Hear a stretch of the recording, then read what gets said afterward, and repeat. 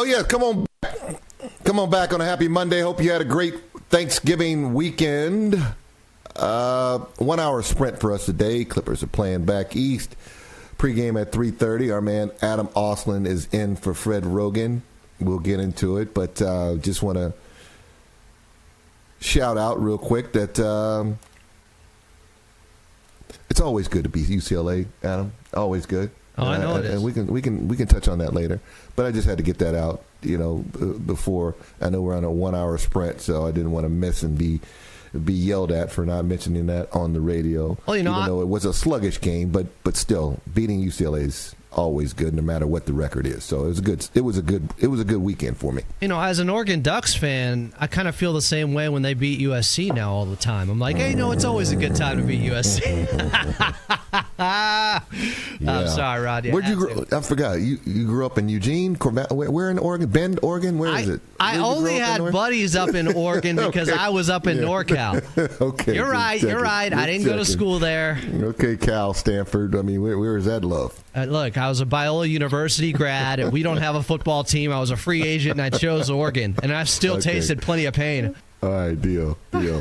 All right. So Adam, I'm going to let you go real quick because you got to tell me. Oh, no. You got to explain to me going into the season with, to me, I wouldn't say extremely high hopes, but there was some hope for this Clipper team, and we look up now, and it's so ugly right now. Adam, what is going on with the Clips?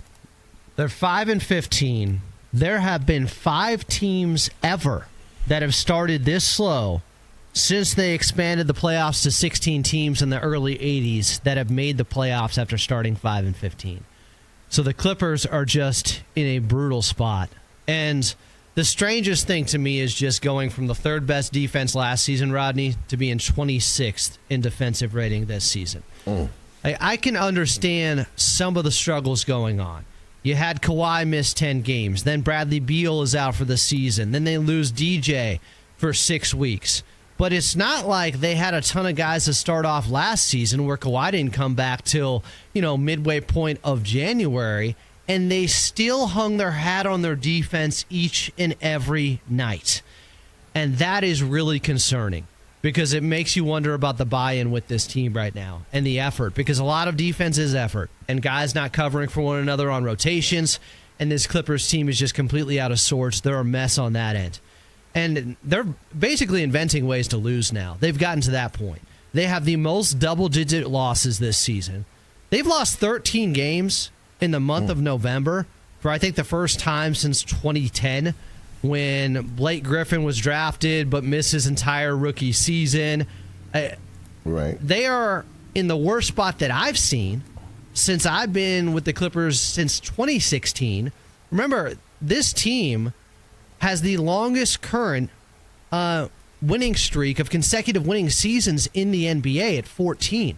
They've won 14. They've had 14 straight years of winning seasons. Well, that's in jeopardy now. And as you mentioned, the expectations were much higher coming into this season, where we thought, hey, they won 50 games last season while only getting 37 from Kawhi. So he gets a healthy offseason. You expect him to play at least 50 games this year. What does that mean? Could they win 55? Could they get upwards of 58 wins this year? And now we're wondering if they're going to win 40 games. It's incredible. Is this a roster situation, or is this a Ty Lue may have lost his squad situation? I think it's a collective failure. I do think a lot of it's on the roster right now because a lot of the guys they brought in, we knew they were old, but Brook Lopez was still coming off a good season. CP3 was very good last season for the San Antonio Spurs.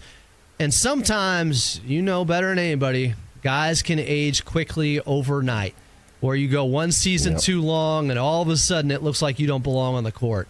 And CP3 is really struggling right now, and so is Brook Lopez. CP3 at 40, Brook Lopez at 37, and they already had an older team. So those two guys get old overnight. Bradley Beal, who was 32 and has been out for 30 games plus over the last couple of seasons with the Phoenix Suns, he goes out after, I think, 6 games for the entire season. It's a culmination of factors, but the age factor has bitten them in the ass, where they were counting on guys to give them one more good year, and unfortunately, they're looking like they're aging out of the NBA quickly. So now you're starting to play younger guys. You got Kobe Sanders out there. You got Cam Christie, brother of Max Christie. Yannick Conan Niederhauser's probably going to start playing more. But that's not what everybody signed up for. It's just hard to integrate the young guys with then Kawhi, with James Harden, and guys who are scrambling defensively right now to figure things out. Does that mean this is turning into a see if the young guys can play season and rebuild kind of season, or how do they salvage this? I think it started out of necessity just because they need some warm bodies out there. But, yeah, we may be headed that way. The only way is to get back to playing better defense. It has to start there. But also, I mean, there's a myriad of problems. They're giving up. Everybody's shooting 40% from three against them. Everybody's having their best game against them. Like Cooper Flagg. He drops 35 on Saturday. Best game so far of his young career. He looked like he's already going to be a Hall of Famer based upon what he did against the Clippers. Everybody is going for career highs against them. They go into games on a heat check against this Clippers team. They're walking in feeling like they're on fire. This is the one I get right. This is the game I get right. That's unfortunate. That's unfortunate because not too long ago, the Paul George, Kawhi signing, it was high hopes for the Clippers. They're going to get at least one title out of this situation. They trade away SGA to Oklahoma City. Oklahoma City gets a boatload of whatever, and now it's not whatever. It's very significant.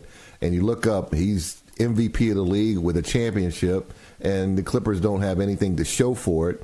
And on top of that, now there are folks screaming that Oklahoma City, who just first team to 20 wins, I think they're 20-1 right now, playing better than anybody, looks like they are owed the Clippers' first-round pick, which if the Clippers keep going this direction, Adam, is going to be a lottery pick. I said this, I think I said it with you guys last week, but OKC might be the last dynasty, and a big reason for that is because of the PG trade, which was really to get Kawhi Leonard to come there back in 2019, where you give up 5 first-round picks. They're still owed this season a first-round pick and next season a first-round pick swap with the Clippers, so they're taking the better of the 2 first-round picks. It's the reason the Clippers have doubled down so much on this era is because they haven't had those picks. So you might as well win, because losing or tanking, those picks are going to OKC anyways. So there's no incentive to lose. So that's why they've been trying to hold on and bring in James Harden and try to keep this thing together and try to win 50 games every year. But this season, in spite of that, they're losing and the wheels are coming off. And, you know, nothing ends pretty when it comes to older players in an era where, look, if they had won that championship that you talked about, when you have a season like this at the end of an era, let's call it the Kawhi Leonard era with the Clippers, this is year 6 or 7 now with him.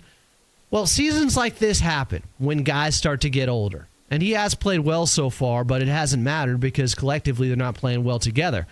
But these things happen.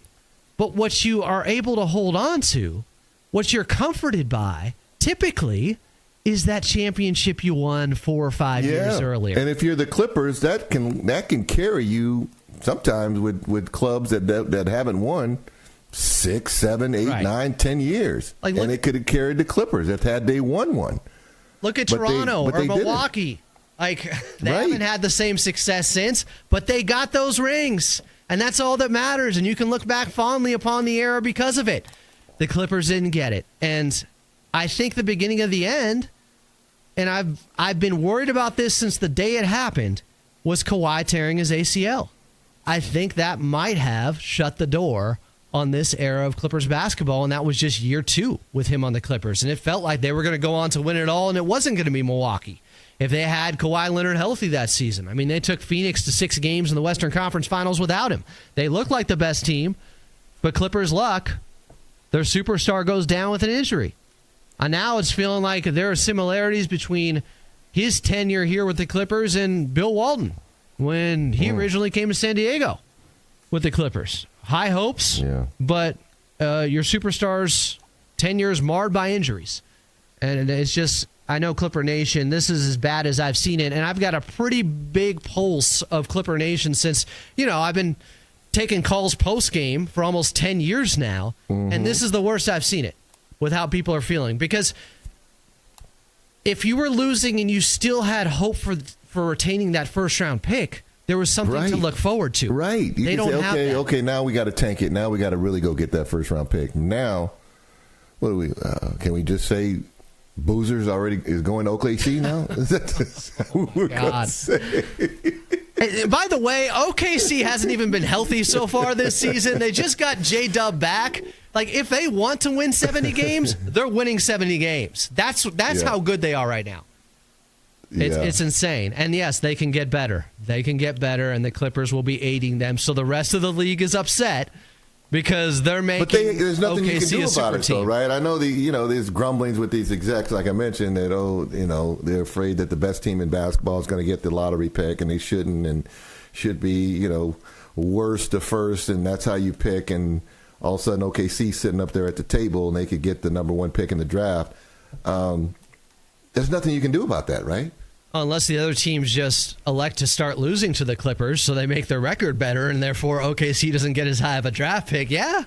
It's brutal. Now, the Clippers, because they have no incentive to lose, the pressure is on them to figure it out. And La Murray of The Athletic wrote earlier today that, Steve Ballmer's talked to Ty Lue and Lawrence Frank and told them, you got to get this right. Now, at this point, when you're 5-15, I'm talking on post-game shows like, I don't know what's going to happen. I don't know who's going to be here. I was wondering who was going to be on the plane for the road trip where they're in Miami, and then they got 4 more games after that, but starting tonight against the Heat. I don't know. These are desperate times. Like, everything has to be on the table. I don't want to see a Lane Kiffin situation here. I don't need that. But you're 5-15, and you were hoping to win 50-plus games this season and be a contender in the Western Conference to this. Meanwhile, the Lakers have won 7 straight. Everything's coming up roses for them. And OKC looks this good. That's not good when the team, you used to be able to say in the same building, but at least you can't say that anymore. The team across town is on a heater themselves. That's not good for the Clips right now. But we will see, man. That would be bad. OKC get the first pick in the draft because the Clippers are so bad. That would just add a lot of insult to injury. The pain, like the depths of the pain right now, it's bottomless. It's like bottomless fries at Red Robin. Like there is no bottom. It's not ending right now. I can't believe they lost 2 games this past weekend on a home back-to-back at Intuit Dome against a Memphis team that was missing half their squad, and then a Dallas team that had just played the night before, and they were missing half their guys, too, and the Clippers still find ways to lose. It's brutal. It's brutal.